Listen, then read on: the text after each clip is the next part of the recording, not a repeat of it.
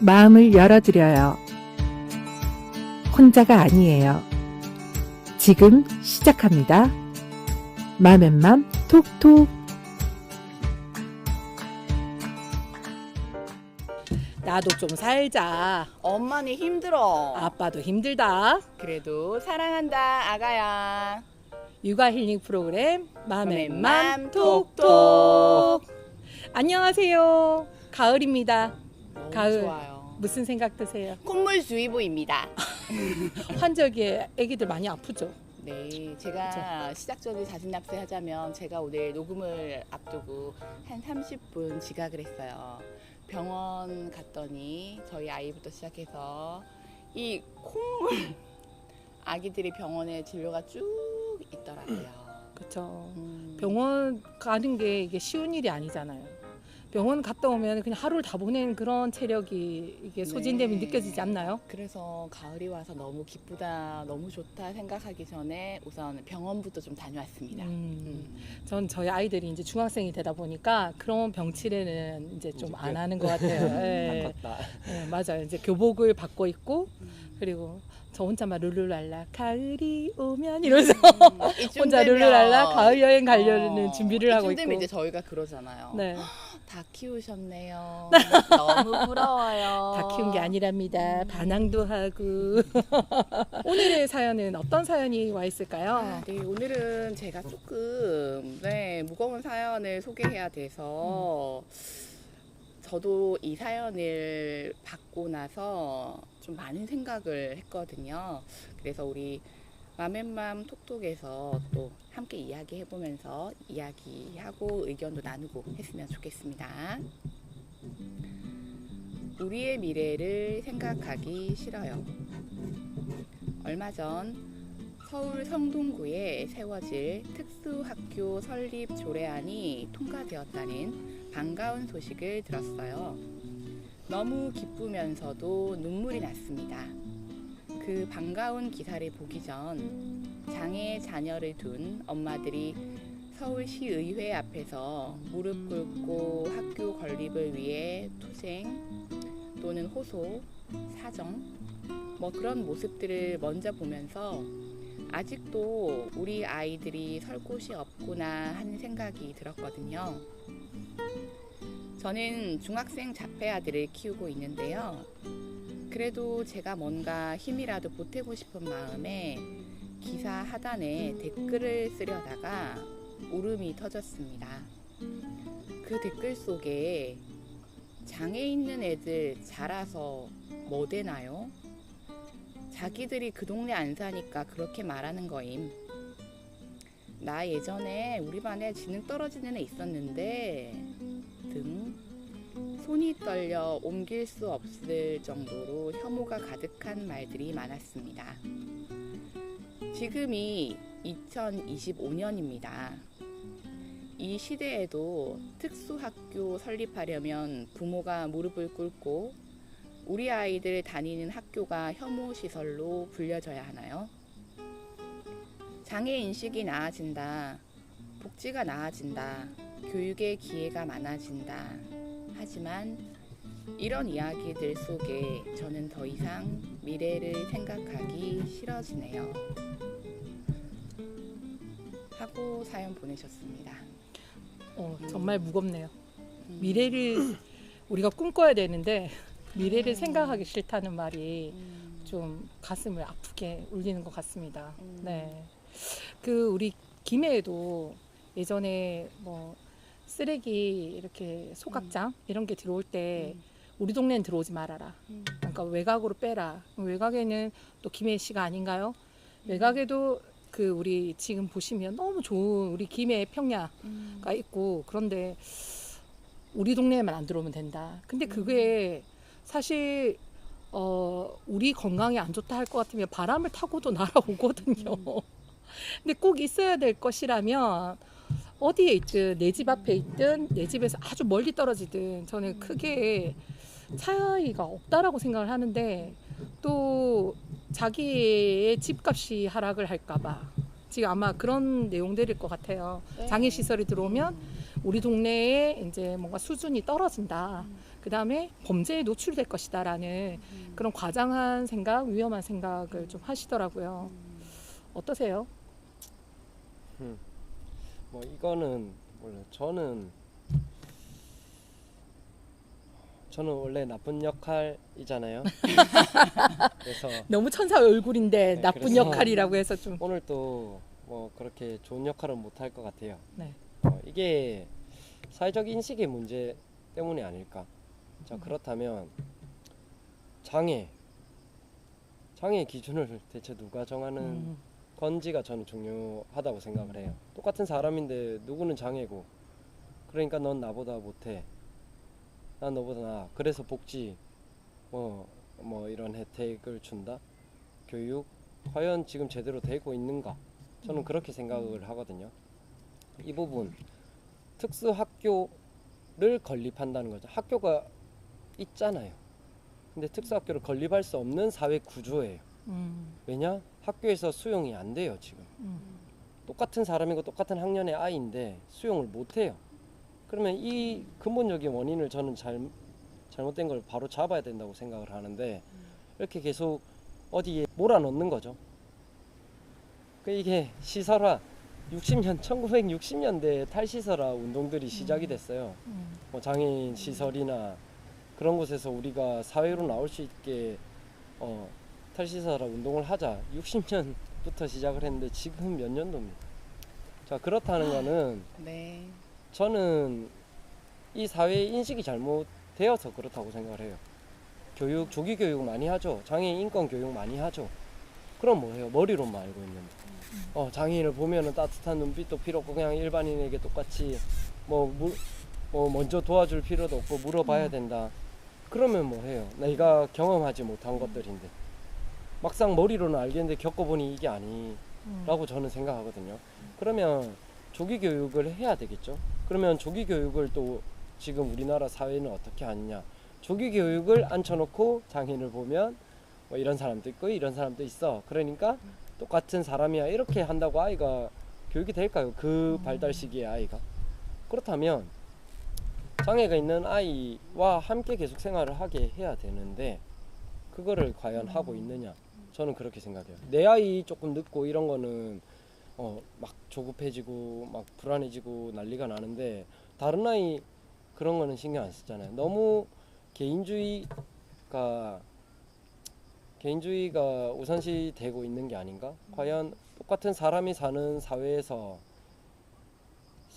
그 인권보다 개인이 더 앞서가고 있어서 이런 문제가 생기는 게 아닌가? 그렇게 되다 보니 나의 욕심, 나의 이기적임, 우리 동네는 안 돼, 너희 동네는 생기든 말든 나는 쓰고 쓰레기 버릴 거니까 매립장은 있어야 되는데 우리 동네는 안 돼, 나만 아니면 되거든, 나는 그렇게 컸어, 이런 게 문제가 아닌가, 저는 조심스럽게 그렇게 생각을 해서 당연히 지금 이 사회 구조에서는 생겨야죠. 생겨야 되는 게 맞죠. 많이 지금 이 사회 구조에서는 학교라는 시설에서 같은 연령대 아이들을 수용하지 못하는 상황이라면 당연히 수용할 수 있는 공간을 만들어서 수용을 해서 또 교육을 제공해 줘야 되는 게 맞다고 생각을 하는데, 지금 이 바로 앞에 문제만 보지 않고 저는 근본적인 원인을 해결해서 앞으로는 이런 문제가 안 생기도록 조금씩 바꿔가야 되는 게 좀 더 현명한 대처가 아닐까. 지금 당장 뭐 여기에도 진짜 저기에도 진짜 막 이렇게 해서 생긴들 뭐합니까? 이 문제가 해결이 안 되면 계속 우리 아이들은 시설에 갇혀 있어야 돼요. 그러면 사회에 내보내겠다, 뭐 직업 교육을 하면 뭐합니까? 사회에서 못 받아주는 사회로 만들어 놨는데. 저는 조심스럽게 그렇게 생각을 해서 오늘 또 나쁜 역할을 이렇게 마무리해볼까 합니다. 아닙니다. 전혀 나쁜 역할 아니셨고요. 그런 인식 개선을 하기 위해서 저희 방송이 또 있는 거 아니겠습니까? 네. 그래서 저는 이 인식 개선을 위해서 어릴 때부터 그냥 동네 친구들인 거죠. 네. 그냥 동네 친구들 다 같이 이렇게 어릴 때는 좀 다칠 수도 있고 하잖아요.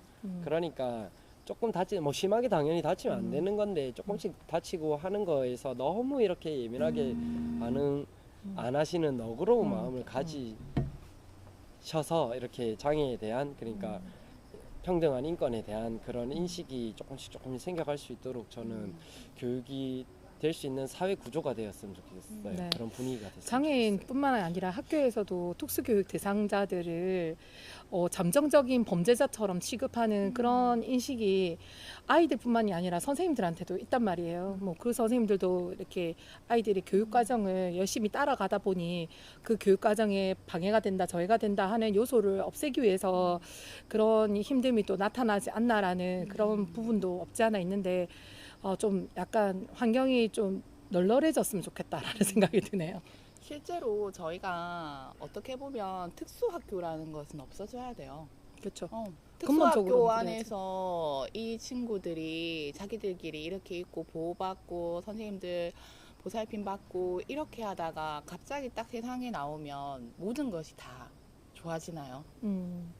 특수학교라는 곳에서 장애인 친구들이 공부하고 일반 학교라는 곳에서 아이들 공부했는데 나중에 학교를 졸업하고 세상에 탁 나오면 오히려 내가 만나지 못했던 내가 보지 못했던 온실 속에 네. 갇혀도 그래서 어떻게 보면 특수학교라는 것은 없어져야죠. 그냥 그 학교 안에 이런 친구 저런 친구 너 나 다 같이 있는 거죠. 근데 우리가 그런 상황이 안 되다 보니 특수학교가 또 필요한 상황이 되어온 건데 저는 이 엄마의 사연 중에서 제가 엄마한테 죄송하지만 이 댓글 중에 훨씬 더 제가 좀 읽기가 힘든 댓글도 있었어요. 그래서 제가 그거는 사연에서 조금 빼고 그냥 읽었거든요. 근데 그런 거예요. 엄마들이 학교를 지으려고 무릎 꿇고 호소하고 이런 것만도 어떻게 보면 이건 대한민국이 굉장히 부끄러운 얼굴입니다. 그렇죠. 뭐, 근데 거기 밑에 댓글에 너무나 혐오스럽고 읽으면서 손이 떨릴 정도의 이런 댓글들이 있다는 게 저는 너무 부끄러웠어요. 우리가 아직도 이런 일들을 혐오라는 단어를 쓰면서 풀어나가고 해주세요 울고 무릎 꿇고 아직도 우리나라는 너무 하는 생각이 들어서 저는 좀 마음이 너무 불편하고 부끄러운 생각이 들었어요. 이게 내일이 아니면 이 마음이 확실히 멀어지는 게 맞는 것 같아요. 모 정치인 같은 경우에는 자녀가 이제 장애를 가져서 장애인 특별 전형으로 해서 뭐 이렇게 입학이 되었는데 원래 없던 과정이었는데 그의 자녀가 갑자기 입학을 하려고 했더니 갑자기 그런 전형이 생겼다. 그런 의혹을 받고 있잖아요. 그 의혹이 뭐 아직까지 풀리진 않고 있고 제 생각에는 지금 계류 중인 것 같던데 그러니까 내일이 되었을 때는 뭔가 적극적으로 좀 사람들이 움직이면서 내일이 되지 않을 때는 좀 느슨해지는 그런 마음을 조금은 다 내 아이의 일이다라는 생각하는 게 중요하지 않을까라는 생각이 들어요. 네. 제가 그 노희경 작가님이 쓰신 우리들의 블루스라는 드라마에서 그 정은혜 작가가 그 다운 증후군 모습 그대로 해서 이제 여주인공의 여동생으로 나왔잖아요. 그렇죠. 근데 그 장면 속에서 제가 참 잊을 수가 없는 게 동생을 굉장히 배타적인 시선으로 보거나 동생을 놀리거나 하는 그런 모습들이 드라마에 그려지는데 그때 그 여주인공이 뭐라고 했냐면 저렇게 놀리고 저렇게 우리 동생을 이상한 아이 취급하고 그런 사람들이 후에 꼭 동생 같은 장애가 있는 아이를 낳아라. 이렇게 기도한다라는 거예요. 그러니까 말씀하신 대로 나의 일이 아니라는 생각을 하면 마음에서 우리가 어떤 것을 인정하고 이해하려고 하는 것보다는 아까 말씀하신 것처럼 개인적이고 이기적인 마음이 생길 수 있을 것 같아요. 일단 이런 말을 좀 실수를 하시는 분들이 있더라고 주변에 장애인은 비정상인이라고 하고 비장애인은 정상인이라고 표현을 하더라고요. 그런 언어 자체에 사용하는 거를 조금 우리 지양해야 되지 않을까. 그래서 장애인, 비장애인이라는 말, 그다음에 장애우라는 말도 이제는 사용하지 않잖아요. 예, 그래서 그런 말도 조금 지양해 주셨으면 하는 바람이 있습니다. 이런 거 하나하나가 조금씩 변화하는 게 아닐까라는 생각 들고 그렇죠. 얼마 전에 그 우리 기부천사 션 아시죠? 네. 진울션의 션. 네, 션이 그 장애인 아동 어린이 그 재활병원을 설립을 했다라는 얘기가 또 우리 뭐 신문에도 나오고 미디어 속에서 막 나오잖아요. 근데 그분이 했던 말 중에 제가 되게 감동이 있었던 부분이 있었어요. 아들이 열심히 달리기를 아빠를 따라서 한다더라고요. 그래서 너 왜 이렇게 열심히 하니 하니까 아빠가 늙어서 못 뛰게 되면 제가 이 일을 계속해서 하려고요 라고 했대요. 근데 걔들이 어릴 때 돌잔치를 하지 않았대요. 근데 돌잔치 대신에 그 비용을 이제 이 재활병원을 짓는데 기부금으로 썼다고 하더라고요. 그래서 누군가 당신의 아이는 돌잡이로 무엇을 잡았나요? 라고 물어본다면 저희 아이는 이웃의 손을 잡았습니다 라고 하겠다라고 하더라고요. 네. 그래서 여러분들도 이웃의 손을 잡는 마음으로 조금 마음을 느슨하게 내 아이의 문제다라고 생각하고 이런 부분을 생각해 주셨으면 좋겠다라는 생각이 그리고 드네요. 제가 이 사연의 댓글에 대답해 드릴게요. 장애애들 자라서 뭐 되나요? 여러분, 장애 있는 아이들도 자라서 뭔가가 됩니다. 자기 몫을 다하고 또는 이웃을 도와줄 수도 있는 사회의 훌륭한 구성원이 됩니다. 그리고 자기들이 그 동네 안 사니까 그렇게 말해. 저희 동네에 들어와도 저는 환영합니다. 그리고 대한민국의 분위기 자체가 특수학교가 어딘가에 들어온다고 했을 때 이 동네가 너무나 환영하고 반기고 이제 우리 동네 진짜 발전하겠구나 하는 환영하는 분위기로 갈 수 있으면 좋겠어요. 네. 그리고 나 예전에 우리 반에 지능 떨어지는 애 있었는데 여러분 우리가 타고난 지능을 다 사용하지 못하고 가는 경우도 너무나 많습니다. 하지만 이 아이들은 얼마만큼의 지능을 가지고 태어났든지 그것을 다 쓰고 가기 위해서 노력하는 아이들이에요. 여러분들이 우리 마음속에 조금만 더 여유를 가지셨으면 좋겠어요. 그리고 말씀드린 것처럼 어떤 시설이 우리 동네에 들어온다고 했을 때 와, 우리 동네 정말 좋은 동네다. 이렇게 환영하고 발전하는 분위기 대한민국이 되었으면 좋겠습니다. 우리 용현 대표님 이렇게 날개 펴갖고 나르는 기능 있는데 안 쓰고 계시잖아요. 아, 그쵸? 그러니까요. 비밀. 네, 새벽에 잠깐 하고. 자, 여러분 이렇게 육아 고민 있으시면 언제든지 저희 라디오 도시락 골뱅이 네이버닷컴 이제 아시죠? RADIO 중간 대시 DOSIRAK 골뱅이 네이버닷컴으로 맘앤맘 톡톡하고 앞머리 글머리 달아주시면 저희가 이렇게 뭐 크게 도움은 되지 않겠지만 함께 함께 이야기해 드릴게요. 대신 욕도 해드리고.